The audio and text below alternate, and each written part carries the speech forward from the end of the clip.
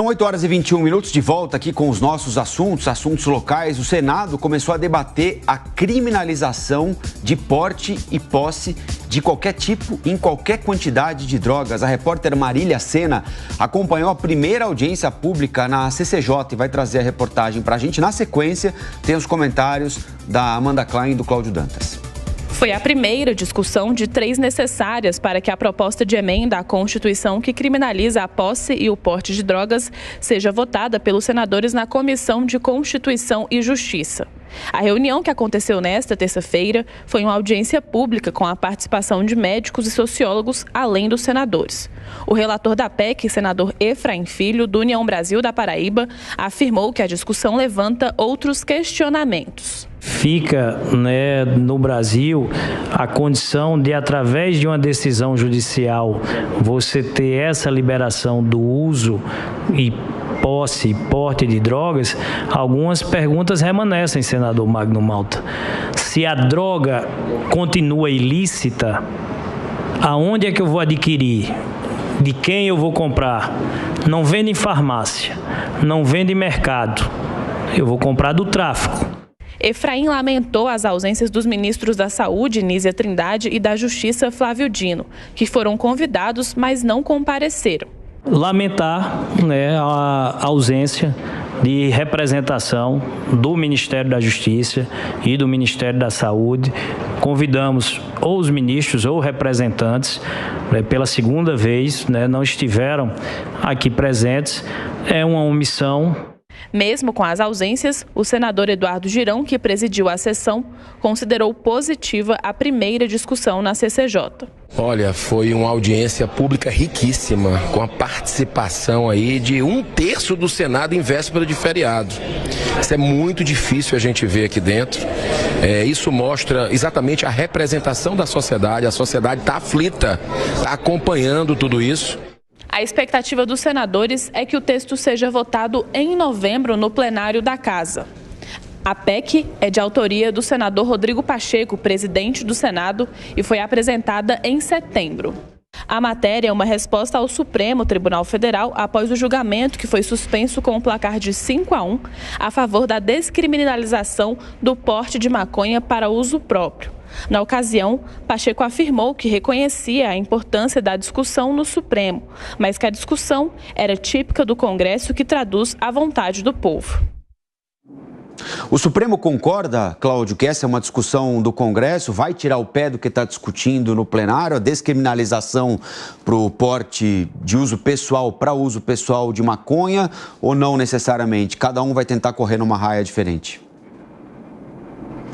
Colombo, a gente está vendo aí, de fato, o Supremo legislando, né? Mas quando a gente fala com ministros ou até ex-ministros, a perspectiva é totalmente diferente. Na visão deles, o Supremo precisa ter e tem constitucionalmente aí a palavra final em todo tipo de matéria legislativa. Inclusive, quem me passou essa ideia foi o ex-ministro, ex-presidente do Supremo, Carlos Aires Brito, no nosso programa Ponto Final, JP Ponto Final, exibido no fim de semana. Ele deixou muito claro, que o Supremo vai tomar a decisão final, inclusive em relação ao marco temporal ou em relação a qualquer outra dessas teses que sejam resgatadas aí pelo Congresso em função de decisões do STF.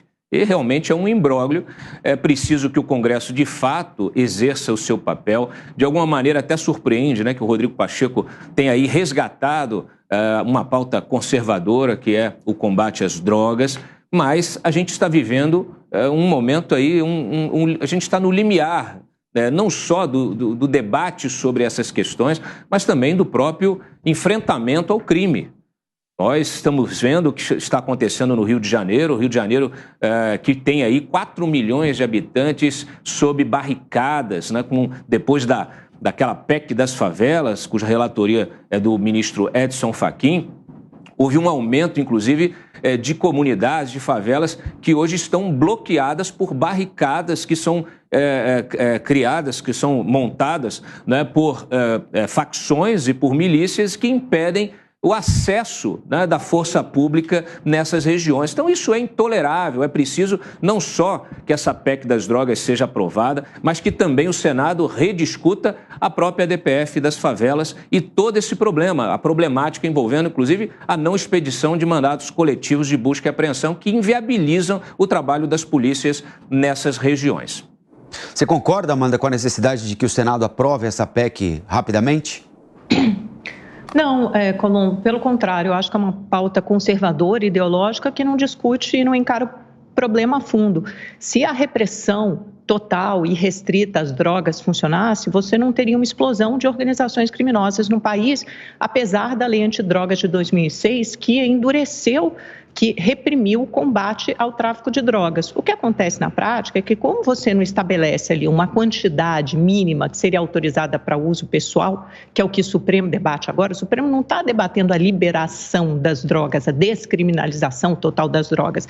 Ele discute a descriminalização de uma pequena quantidade de drogas. A partir desse momento, você dá uma diretriz para o juiz. O que acontece hoje? Se você pega uma pequena quantidade de drogas, você vai para uma audiência de custódia e depende de cada juiz analisar se você vai ser enquadrado como usuário, liberado, cumprindo talvez alguma medida socioeducativa, ou então se você será enquadrado como traficante e condenado à pena de prisão, né, por tráfico, pelo menos 5 anos de prisão, e você vai conviver com outros traficantes e líderes de organizações criminosas. Isso sim coloca muita lenha na fogueira do tráfico de drogas. O que você fez com essa repressão muito dura ao tráfico foi criar a 3ª ou 4ª maior população carcerária do mundo no Brasil, você estabeleceu uma escola de crime para pessoas que talvez fossem usuárias e se tornaram, isso sim, grandes traficantes, e você não combateu e não reprimiu o uso das drogas, além do aspecto da saúde que você tem que olhar também. Se essa discussão não for levada a sério, não for discutida do ponto de vista de segurança pública e da saúde, de fato, você não vai achar um problema, uma solução para as drogas. E, além de tudo, você coloca o Brasil na contramão do resto do mundo. O que o resto do mundo está fazendo? Todas as democracias e economias mais avançadas na Europa, aqui mesmo os nossos vizinhos latino-americanos, sul-americanos, em vários estados dos Estados Unidos. Você libera uma pequena quantidade de drogas para consumo pessoal. É dessa forma que você combate o tráfico de drogas. Você só fortalece o tráfico de drogas quando você torna qualquer quantidade proibida, porque aí qualquer compra se torna ilícita e você ainda vai na contramão das melhores práticas mundo afora. Cláudio. Eu acho engraçado, resto do mundo. De que resto do mundo nós estamos falando? E de que consumo nós estamos falando? Houve uma decisão que simplesmente, né, há uma decisão que simplesmente libera o porte sem considerar a origem do crime. A declaração do Efraim é ótima porque ele fala, né, não se vende droga em farmácia, não se vende droga em supermercado. Aonde que o consumidor, que o usuário da droga vai comprar essa droga? Na mão do traficante. É como se você, Amanda, resolvesse comprar um carro roubado. A origem do carro, a origem do produto é ilícita. Em alguns lugares, em alguns países onde você tem a liberação do consumo, você tem a liberação, ela é regulamentada a partir da produção daquilo, né, por empresas que são autorizadas a produzir e também a produção pessoal, com um limite ali de você produzir em casa, no seu quintal ali, plantar um pé de maconha. O que acontece é que hoje você tem uma indústria do crime e você está fazendo o quê? Viabilizando essa indústria do crime. Você está permitindo que o usuário dê vazão legal o produto que tem origem criminosa. Então, o problema todo dessa discussão é que o STF quer resolver numa canetada um problema que é muito complexo e que precisa ter uma série de outras abordagens. Você fala da questão do impacto na saúde. O SUS, por exemplo, já está super sobrecarregado com o envelhecimento da população. Agora você vai jogar também usuário de droga no SUS. Então, assim, não faz o menor sentido. Essa discussão, ela precisa ser travada no Congresso, onde estão representadas ali diversos setores e, naturalmente,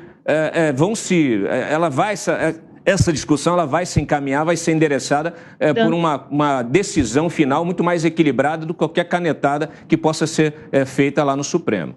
Dantas, você acabou de dar bons exemplos de países como Uruguai, Holanda, alguns estados americanos, e você tem razão, é hipócrita só você dizer que uma parte daquele consumo não deve ser criminalizada. É óbvio que esse consumo tem origem legal se você não tem uma produção legal. Então é melhor endereçar a questão globalmente, como um todo, e permitir talvez o consumo ou a produção em pequenas quantidades para aqueles que queiram usar. As economias e as democracias mais desenvolvidas no mundo atuam nesse sentido. Isso não necessariamente significa que você vai ter uma explosão, um aumento no número de usuários. As pessoas já fazem isso de qualquer forma. E você pode colocar a pergunta, você pode inverter a pergunta e te colocar de uma maneira muito simples.